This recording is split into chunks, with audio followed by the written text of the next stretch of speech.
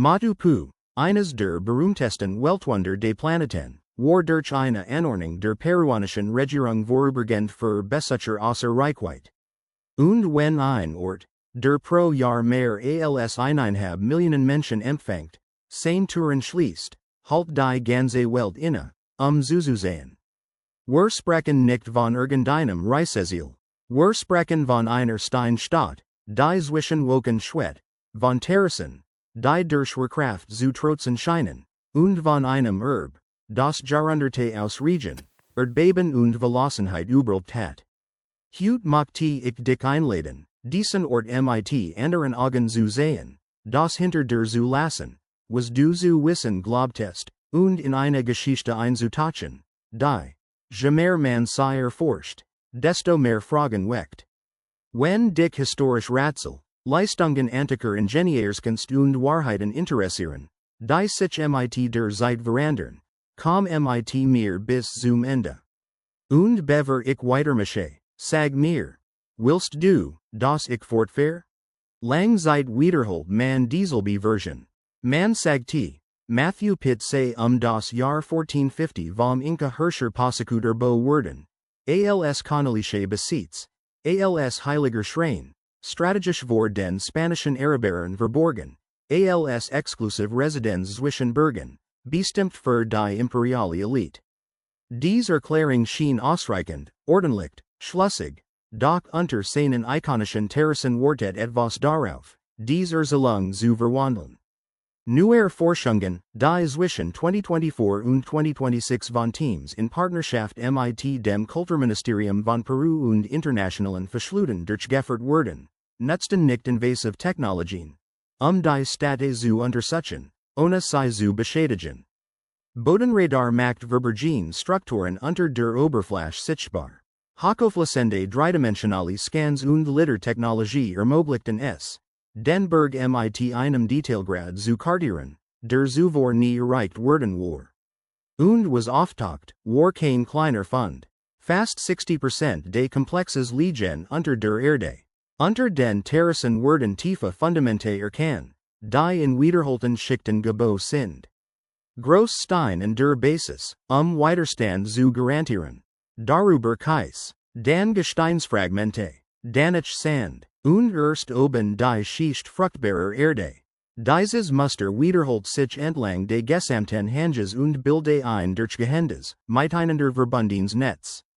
Das ist kein improvisiertes Agrarsystem. Es ahnet viel eher der inneren Struktur eines modernen Gebäudes, das entworfen wird, einen ganzen Berg zu stabilisieren.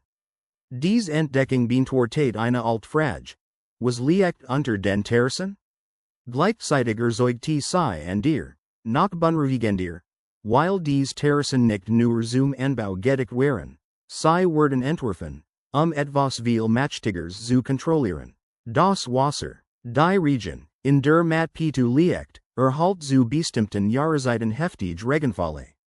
Auf einem schmalen, steilen Grat wie diesem muss Wasser der größte Feind gewesen sein. Normalerweise treten in solchen Umgebungen durch Erosion und Bodenkollaps auf. Stad überleben unter ähnlichen Bedingungen nicht über Jahrhunderte. Also stellten die Forschenden eine direkte Frage: Wie konnte sie standhalten?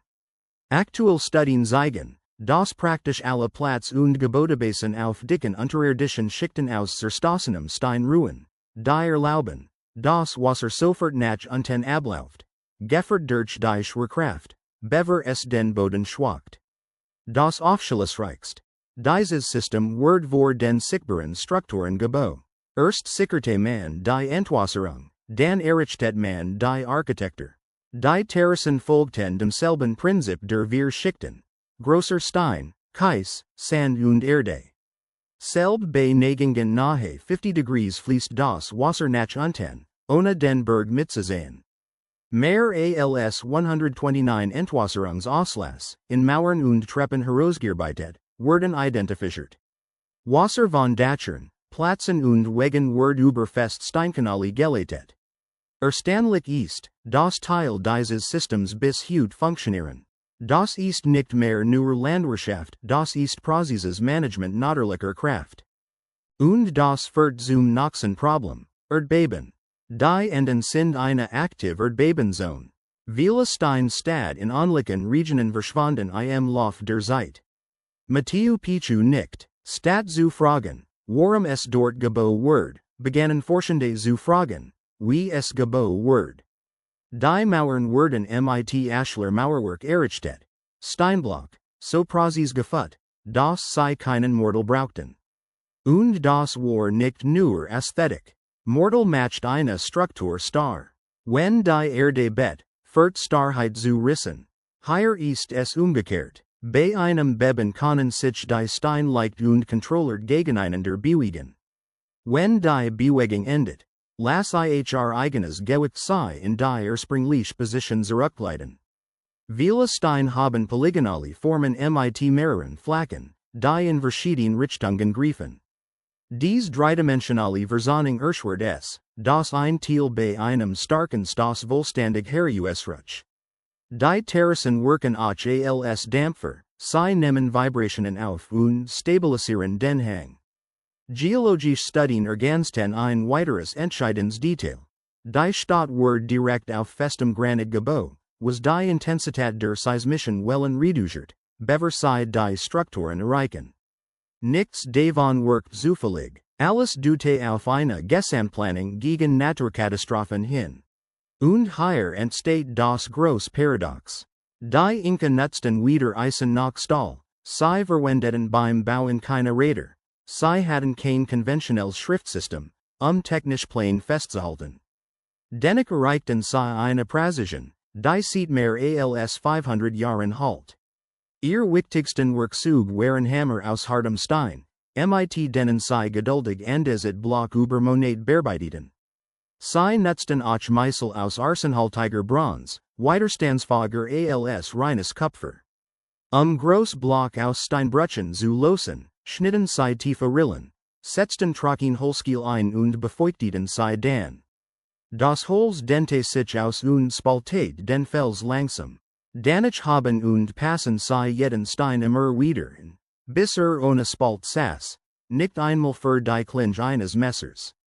All das ohne moderne Crane, ohne komplex Metallmaschinen, nur Beobachtung, Erfahrung und Standards probieren.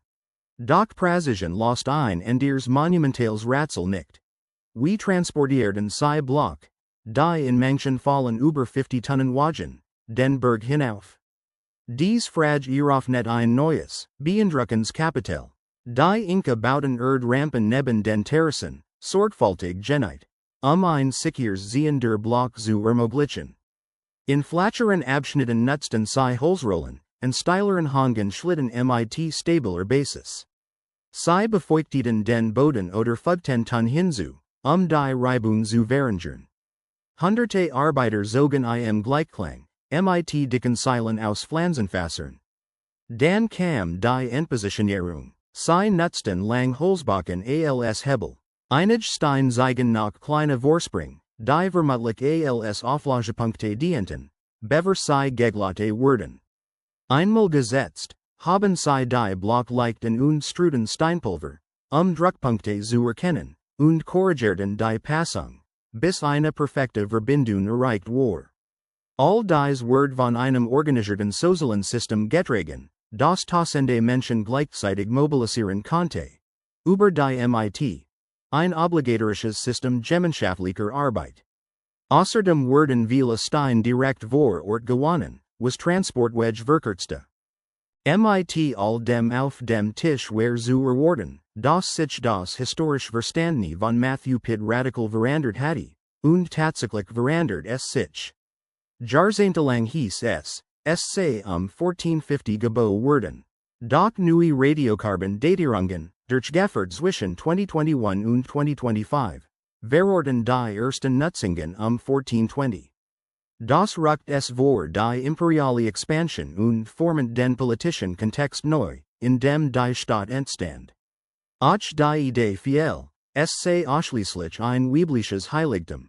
Neuere genetische Analysen zeigen, dass dort Männer, Frauen und Kinder lebten, aus verschiedenen Regionen des Reiches, einschließlich amazonischer Gebiete.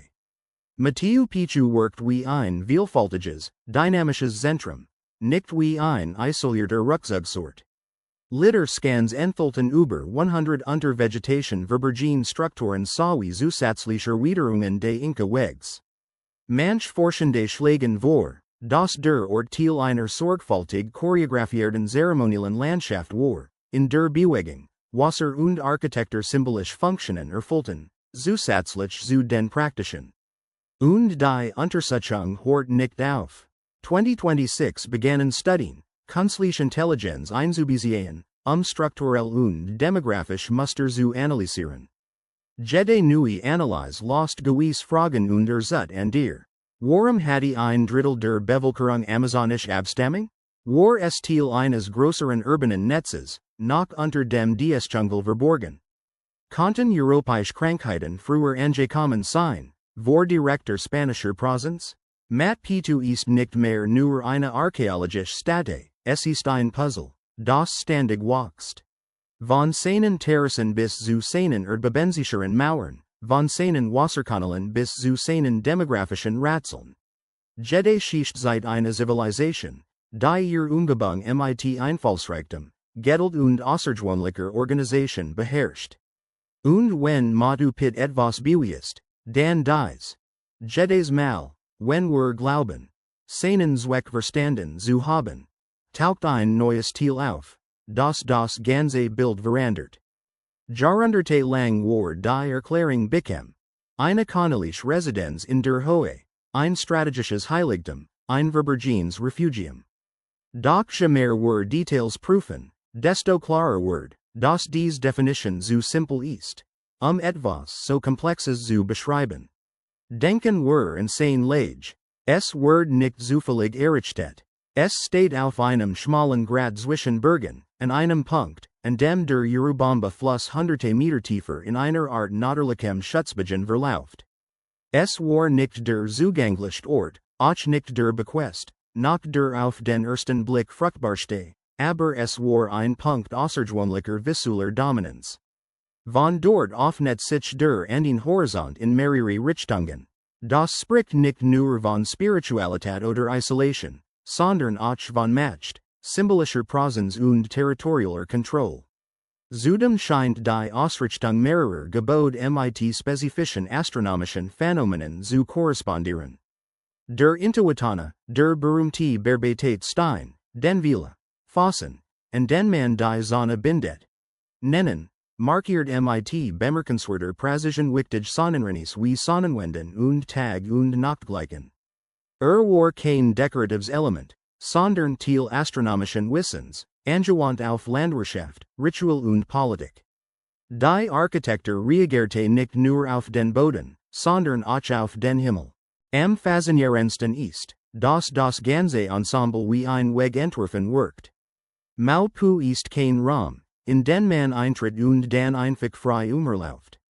Es gibt definierte Übergang, Raum, die sich schrittweise enthüllen, treppen, die den Besucher zwingen, zu verlangsamen, den Rhythmus zu ändern, zu beobachten.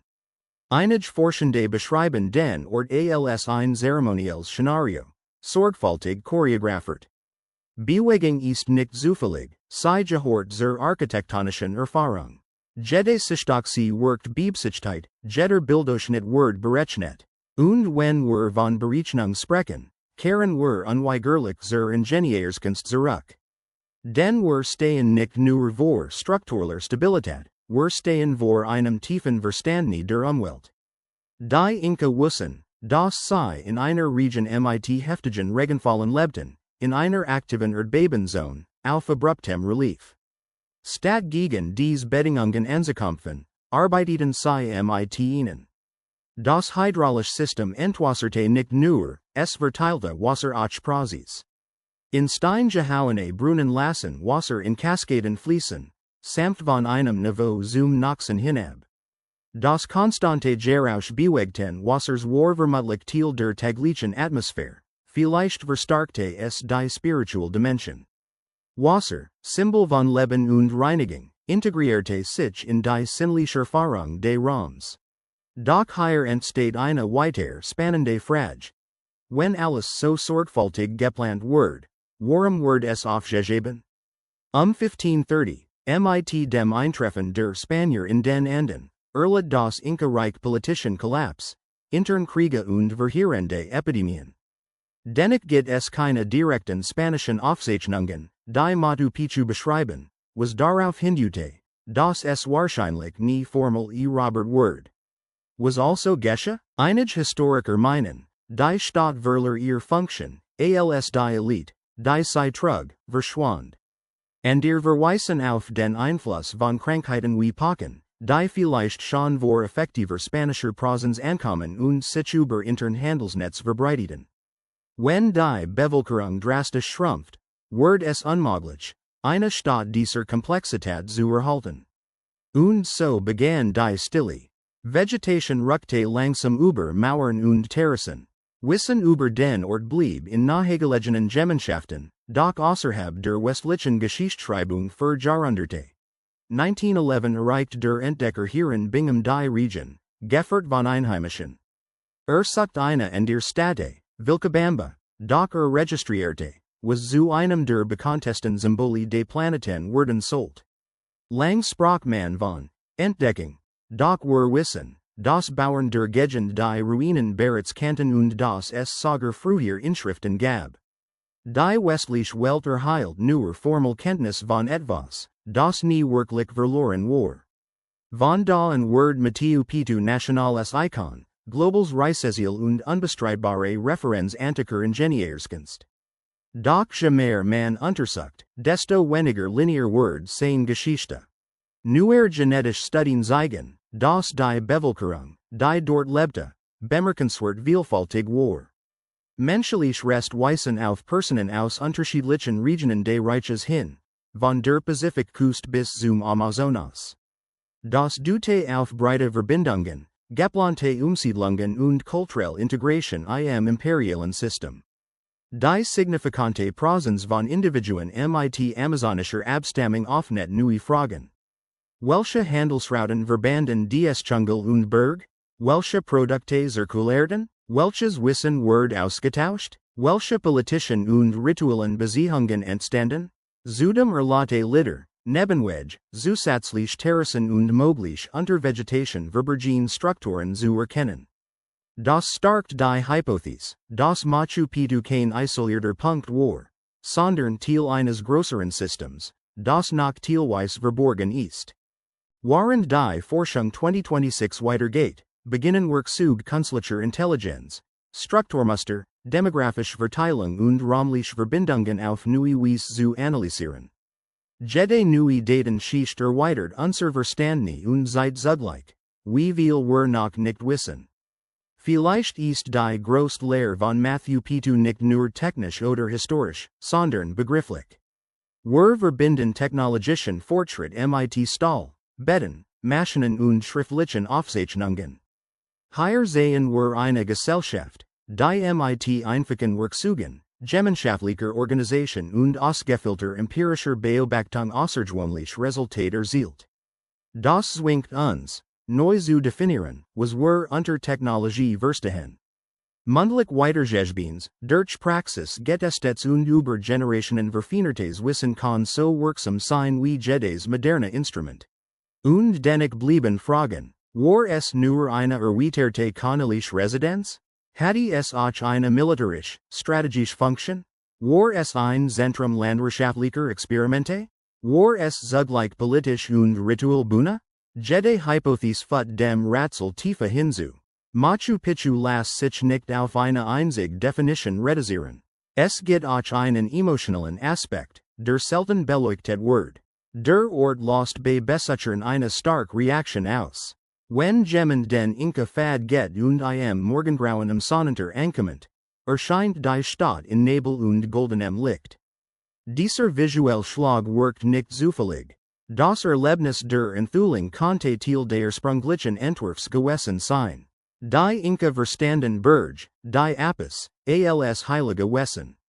Architektur ersetzt Natur nicht, sie integriert sich in sie.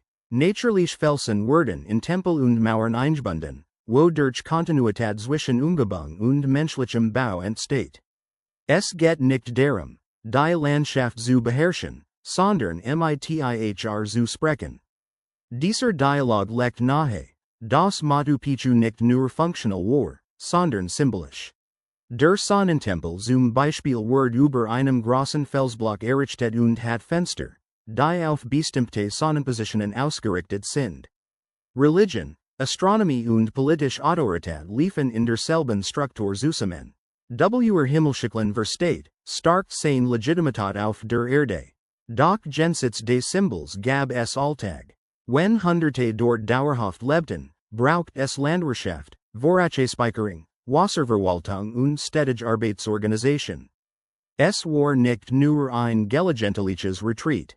Die unterschiedlichen Höhen der Terrassen schufen verschiedene Mikroklimate, die es erlaubten, verschiedene Arten anzubauen. Einige Studien deuten an, dass der Ort als Raum landwirtschaftlicher Experimente diente. Das stärkt die Idee, dass nicht nur zeremoniell war, sondern auch produktiv und strategisch. Seine Lage, über 2.400 Meter hohe, platzierte ihn in einer klimatischen Übergangszone zwischen hohen Anden und amazonischem Wald. Wieder extrem kalt nach übermäßig Hitze. Eine Zwischenposition mit klaren ökologischen Vorteilen. Und man darf nicht vergessen, das Inka-Reich war von Jahrhunderten andener Entwicklung. Terrassierung, Straßenbau und hydraulische Verwaltung existierten schon in früheren Kulturen. Die Inka systematisierten, erweiterten und integrierten dieses Wissen in imperial Maßstab. Wenn wir das Gepäck nun betrachten, das weit Wegenetz über tausende Kilometer, erkennen wir, dass Machu Picchu Teil einer größeren Struktur war. Ein Knoten in einem komplexen System von Kommunikation, Mobilität und Verwaltung. So wird die Frage nicht nur, wie es gebaut wird, sondern auch, wie es integriert war, welche Rolle es in der imperialen Maschine spielt. Vielleicht erfüllt es mehrere Funktionen gleichzeitig, symbolisch Residenz, Ritualszentrum, produktiver Raum, strategischer Punkt und Demonstration organisatorischer Macht des Staates. Doch die heutige Herausforderung ist eine andere. Nachdem es Jahrhunderte aus Regen, Erdbeben und Verlassenheit überstanden hat, steht Machu Picchu nun unter dem Druck des Mesenterismus. Mehr als 1,5 Millionen Besucher pro Jahr verursachen kumulativ Schaden. Das Gleichgewicht zwischen Zugang und Erhaltung zu bewahren, wird zur Priorität. Die vorübergehende Schließung durch die Regierung ist nicht nur eine administrative Maßnahme. Sie erinnert daran, dass selbst die großen Wunder Pause und Flieg brauchen. Vielleicht ist das die neue Phase der Geschichte von Machu Picchu, den eigenen Raum zu überleben. Und während es vorübergehend unzugänglich bleibt, lat es uns ein, nicht nur über die in den Vergangenheit nachzudenken, sondern über unsere Beziehung zum kulturellen Erbe. Darüber, wie wir schützen, erforschen und respektieren, was Jahrhunderte durchquert hat. Wenn wir seine perfekt gefügten Mauern betrachten, seine genial entwässerten Terrassen, seine Sonnenausrichtungen und seine vielfältige Bevölkerung, sehen wir etwas Größeres als eine Altstadt. Wir sehen menschliche Fähigkeit zu Anpassung, Planung und Kooperation. Jede Generation fügt eine neue verstandene Schicht hinzu. Unter der Erde konnten nach verborgenen Strukturen liegen. In genetischen Daten konnten neue Hinweise erscheinen. In Mustern, die künstliche Intelligenz erkennt, konnten unerwartete Verbindungen auftauchen. Machu Picchu bleibt ein lebendiges Puzzle. Kein Rätsel, eingeholt in Fantasie, sondern eine real historische Komplexität, die sich langsam zeigt. Und vielleicht lautet die letzte Frage nicht nur, was Machu Picchu noch offenbaren wird, sondern was wir bereit sind, von ihm zu lernen. Auf dieser Reise sehen wir, dass Machu Picchu nicht nur ein beeindruckendes Ruinenensemble auf einem Berg ist. Es ist das Ergebnis sorgfältiger Planung, präziser Ingenieurskunst, tiefen Umweltwissens und außergewöhnlicher sozialer Organisation. Es ist der Beweis, dass eine Zivilisation dauerhafte Leistungen erreichen kann, nicht durch die Kraft komplexer Maschinen, sondern durch kollektive Intelligenz, geduldige Beobachtung und Integration mit der Natur. Lang wollten wir eine einfache Erzählung. Eine Stadt, Gebau von einem mächtigen Kaiser 1450. Aufgegeben nach dem Eintreffen der Spanier. Wiederentdeckt 1911. Zum globalen Symbol geworden. Eine klare, linear, bequeme Geschichte. Doch die Wirklichkeit ist viel reicher. Neue Datierungen, die Nutzung vorverlegen, unterirdische Entdeckungen, die zeigen, dass ein großer Teil unter der Oberfläche liegt. Ein hydraulisches System, das nach 500 Jahren noch funktioniert. Erdbebensische Konstruktion ohne Mortal. Genetische Vielfalt, die Isolation widerlegt. Bilder, die große Zusammenhänge andeuten. Jede dieser Komponenten macht es unmöglich, Maupit auf ein simples Berg Refugium zu reduzieren. Es war strategisch, ritual, produktiv, symbolisch, politisch, technologisch, auch ohne Eisen, ohne Stahl, ohne Formelschrift. Und vielleicht ist Geno das am beeindruckendsten. Die neue Definition dessen, was wir Fortschritt nennen. Machu Picchu zwingt uns, unsere eigenen Kriterien zu überdenken. Wir verbinden Raffinesse mit Industrialisierung, schwerer Metallurgie, digitaler Technik. Doch dort sehen wir eine Gesellschaft, die das Verhalten von Wasser verstand, den Boden studierte, Sonnenzyklen beobachtet, sich dem Gelände anpasst und tausende Menschen bemerkenswert effizient organisierte. All das Jahrhunderte vor der Moderne. Keine Magie, kein übernatürliches Geheimnis, sondern angesammeltes Wissen. Gleichzeitig gibt es etwas, das schwer zu messen ist. Absicht. Nichts wirkt improvisiert. Gerumte Ausblick, Wedge, die den Körper verlangsamen, die Beziehung zwischen Berg und Bau, das Geräusch des Wassers in Kaskaden, der Sonnenaufgang, ausgerichtet auf bestimmte Fenster, das Gefühl der Offenbarung am Sonnenunter. Machu Picchu wird entworfen, erlbt zu werden, und vielleicht lässt es deshalb weiterhin etwas Tiefes aus.